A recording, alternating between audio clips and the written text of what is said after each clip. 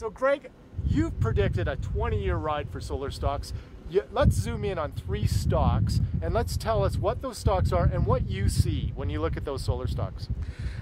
When we look at an industry, there's usually leaders, and those leaders in the industry, in this case, First Solar was one of the first out of the gate. It's based in Phoenix, Arizona, really strong company, and its stock price was over $300 at one point, and it fell all the way down to sub $5. Part of it was the financial crisis. Part of it was the whole solar industry went through a big restructuring period that kind of bottomed in late 2012 and then started in earnest from there. But all new sectors or new industries go through that flush where they really need to concentrate down on their cost structures, and only the strong survive and they come out the other side.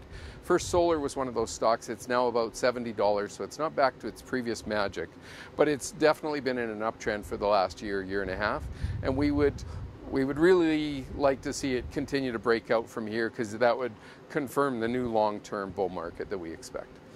The second strong stock would be Canadian Solar.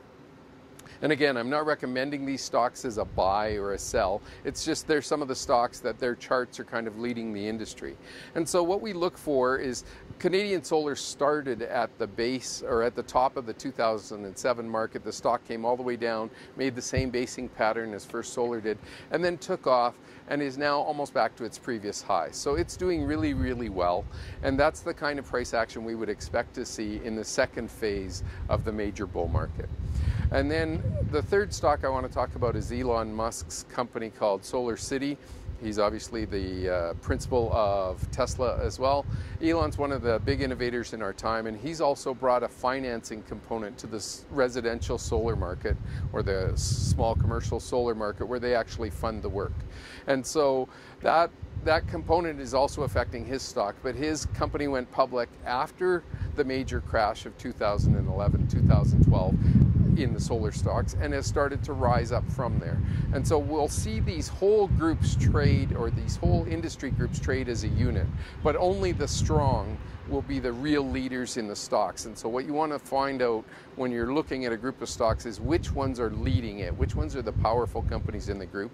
And the easiest way to do that is just to look at the stock chart and which one's got the fastest rate of growth. That's where investors are focusing their energy. So in general, this isn't a buy or sell recommendation. This is a 20-year bull run. Today might not be the right day. Tomorrow might not be the right day. In general, we're looking for a period of time, over a long period of time, that we would expect the leaders in this group to really perform well and outperform the average. So, keep solar stocks on your agenda for investing if you're interested in a long growth opportunity or a long secular bull.